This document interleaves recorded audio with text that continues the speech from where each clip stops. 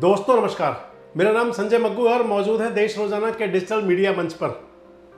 आपसे बात करने चला हूं लोकसभा चुनाव को लेकर एक ऐसी राजनीति जिसकी की पटकथा 2023 के अंत में हुए 4 राज्यों के विधानसभा चुनाव में लिखी गई थी। आपको ध्यान होगा कि 2023 के अंत में 4 राज्यों के अंदर विधानसभा चुनाव हुए थे। हालांकि चुनाव तो 5 राज्यों में हुए थे, लेकिन जिनमें से महत्वपूर्ण समझे गए वो 4 राज्य हैं जिनकी चर्चा हमेशा रही। और वो जो 4 राज्य थे उनमें 3 उत्तर भारत के राज्य थे, राजस्थान, मध्य प्रदेश और छत्तीसगढ़। एक राज्य तेलंगाना था जहां पर कि वहां की बीआरएस का कब्जा चला आ रहा था लंबे समय से। और अब उसके बाद में यानी कि जब लोकसभा चुनाव का ऐलान हो चुका है तो फिर बात शुरू हो गई है कि आखिर उन राज्यों में जो विधानसभा चुनाव के अंदर जैसा प्रदर्शन हुआ था भारतीय जनता पार्टी और कांग्रेस का, क्या उसका असर 2024 में जो अब लोकसभा चुनाव हो रहे हैं इनमें भी जाएगा। चर्चा इसलिए कि आज मध्य प्रदेश, छत्तीसगढ़ और राजस्थान, इन 3 राज्यों को लेकर, खासकर जो उत्तर भारत के राज्य हैं, इन तीनों राज्यों को लेकर के अलग अलग दावे किए जा रहे हैं। दावा किया जा रहा है कि भले ही मध्य प्रदेश, छत्तीसगढ़, राजस्थान तीनों राज्य कांग्रेस ने जीत लिए। दावा किया जा रहा है भले ही मध्य प्रदेश, छत्तीसगढ़ और राजस्थान तीनों राज्य भारतीय जनता पार्टी ने जीत लिए, लेकिन विधानसभा चुनाव की तर्ज पर लोकसभा चुनाव का परिणाम क्या रहने वाला है।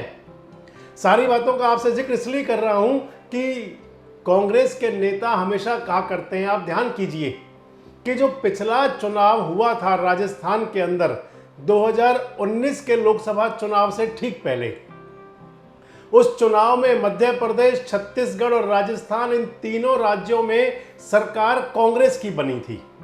लेकिन जब उसके बाद में लोकसभा का चुनाव आया था तो लोकसभा चुनाव में जो राजस्थान की 25 सीटें हैं वो 25 की 25 एनडीए ने जीत ली थी, यानी कि 24 सीटों पर जीती थी भारतीय जनता पार्टी और 1 सीट जीती थी हनुमान बेनीवाल की पार्टी।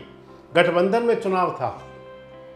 मध्य प्रदेश के अंदर केवल नकुल नाथ चुनाव जीत पाए थे छिंदवाड़ा से, और छत्तीसगढ़ के अंदर भी भारतीय जनता पार्टी को बहुत ही बड़ी सफलता मिली थी। अब जब चुनाव 2024 की तैयारी है और 2023 के चुनाव में इन तीनों राज्यों में भाजपा सत्ता में आ गई थी, तो अब इन चुनावों में यानी कि लोकसभा चुनावों में क्या विधानसभा चुनाव की बुनियाद काम करेंगी।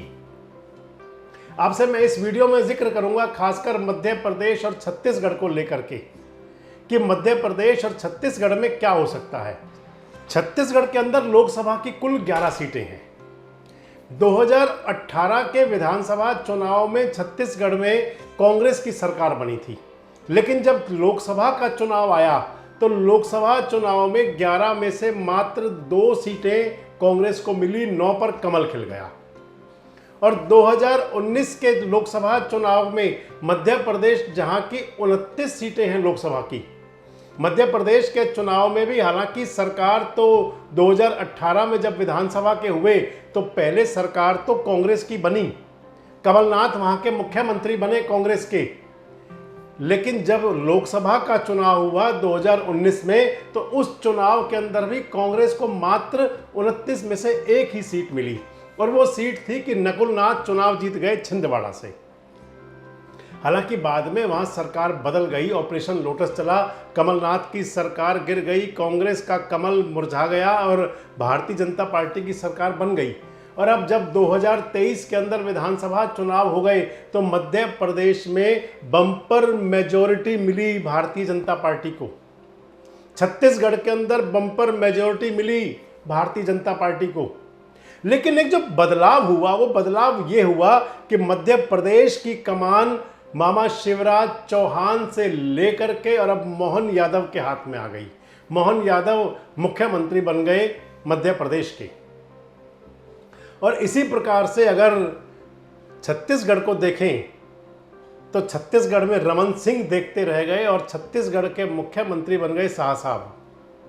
और अब जब 2024 का लोकसभा चुनाव है और 2023 के चुनाव के अंदर जो विधानसभा के चुनाव हुए, छत्तीसगढ़ और मध्य प्रदेश दोनों जगह भारतीय जनता पार्टी को बम्पर मेजॉरिटी मिली। तो अब 2024 के लोकसभा चुनाव में क्या? अब बड़ा सवाल उठ खड़ा हुआ है कि 2024 के लोकसभा चुनाव में क्या हो सकता है। अगर मैं आपसे कहूं कि 2024 का लोकसभा चुनाव इन दो राज्यों, खासकर मध्य प्रदेश और छत्तीसगढ़, ये भारतीय जनता पार्टी के लिए बहुत ही वहां पर ऑक्सीजन, उत्साह देने वाला है। भारतीय जनता पार्टी के लिए ये बहुत ही अधिक शुभ संकेत देने वाला है। आपसे चर्चा पूरी करूंगा इस वीडियो के अंदर। पहले आपसे बात कर लेते हैं मध्य प्रदेश की। मध्य प्रदेश के अंदर कांग्रेस के जो बड़े चेहरे हैं, कांग्रेस के जो बड़े नाम हैं, उनमें आप समझ लीजिए कि जीतू पटवारी अब प्रदेश अध्यक्ष हैं मध्य प्रदेश कांग्रेस के। कमलनाथ जो वहां पर कभी विपक्ष का चेहरा और कांग्रेस के बड़े चेहरे थे, मुख्यमंत्री थे, अब कमलनाथ की भूमिका सिमट चुकी है पूरी तरह से। और कमलनाथ के लिए वो आपको ध्यान होगा, जबकि वो 3 दिन तक दिल्ली में रहे थे, बड़ी चर्चाएं चली थी कि कमलनाथ अब भाजपा के कमल बन सकते हैं। पिता पुत्र के भारतीय जनता पार्टी ज्वाइन करने की बातें चली। पूरा मीडिया और सोशल मीडिया 3 दिन तक इसी बात को देखता रहा कि अब कमलनाथ कहाँ और अब कमलनाथ कहाँ। हालांकि वापस वो मध्य प्रदेश पहुंच गए। दिल्ली से जा रहे थे तो कह दिया कि भैया किसने कहा कि मैं कांग्रेस छोड़ रहा हूं, और वही हुआ कि कांग्रेस नहीं छोड़ी। लेकिन उसके बाद से कमलनाथ की राजनीति पर, कमलनाथ की राजनीतिक शैली पर सवालिया निशान लग गया। चर्चाएं शुरू हो गई कि आखिर कमलनाथ ने ये सारा खेल किया क्यों था। अगर कमलनाथ भारतीय जनता पार्टी के कमल नहीं बन रहे थे, भाजपा में नहीं जा रहे थे, तो फिर उन्होंने पहले ही क्षण में उन चर्चाओं पर विराम क्यों नहीं लगाया था। इस बात को लेकर के अगर देखें तो हालांकि कुछ राजनीतिक गलियारों में चर्चा चल पड़ी है कि कांग्रेस के कुछ ऐसे नेता जिनको ईडी और सीबीआई से डर लगता है, वो कांग्रेस में रहकर भी भारतीय जनता पार्टी के स्लीपर सेल के तौर पर काम करते हैं। ऐसे नेता जिनको लगता है कि ईडी और सीबीआई कहीं परेशान कर सकती है, तो या तो वो भाजपा का रास्ता देखते हैं, और कुछ राजनीतिक क्षेत्रों में इस प्रकार के संकेत चल रहे हैं आजकल कि कुछ ऐसे नेता भी हैं कि जिनको भारतीय जनता पार्टी ने उनकी मूल पार्टी, जैसे चाहे वो कांग्रेस में है या किसी और पार्टी में, वहीं छोड़ दिया। खैर, सबसे बड़ी बात ये आती है कि अगर कमलनाथ नहीं गए और अब नकुल नाथ एक बार फिर से छिंदवाड़ा से कांग्रेस के प्रत्याशी हैं, तो क्या उनकी प्रतिष्ठा पर पहले से कोई ज्यादा संकट आ सकता है?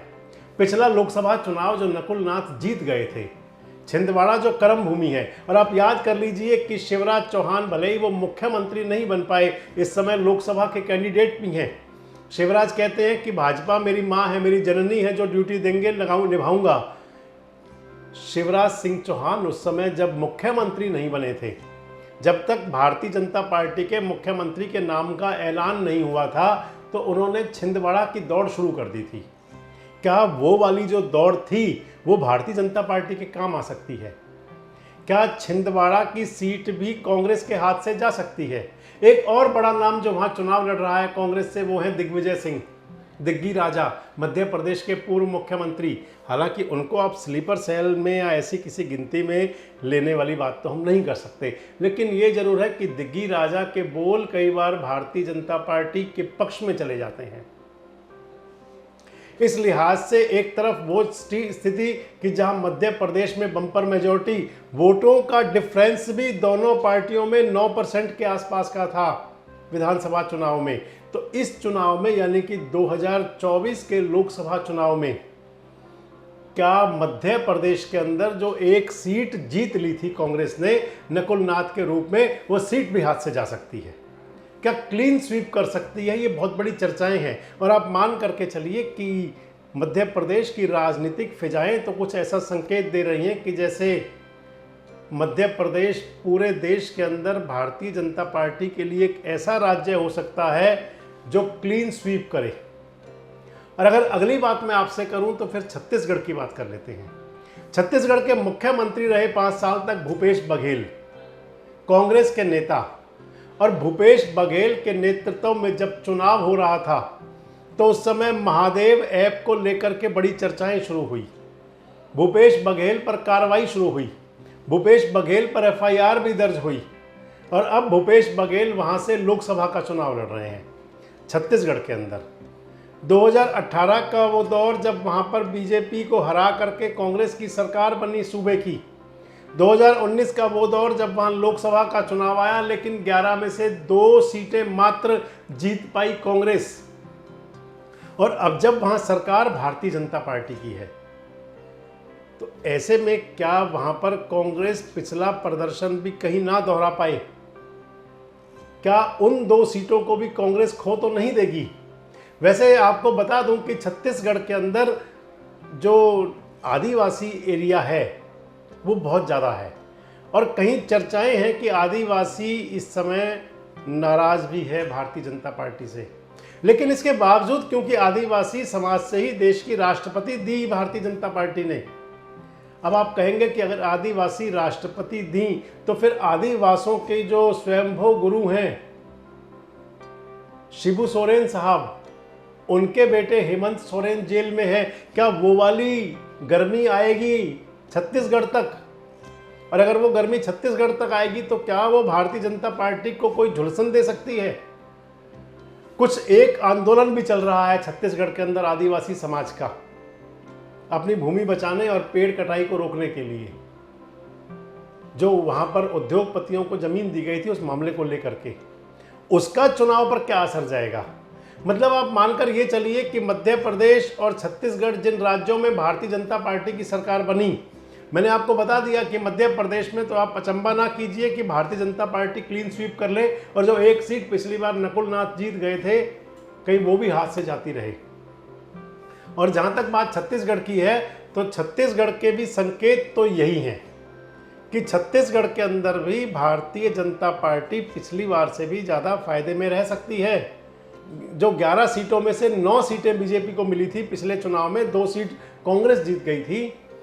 अगर कांग्रेस ने संगठन को खुद को संभाला नहीं तो फिर आप समझ के चलिए कि छत्तीसगढ़ में नुकसान भी हो सकता है, छत्तीसगढ़ भी क्लीन स्वीप की तरफ बढ़ सकता है।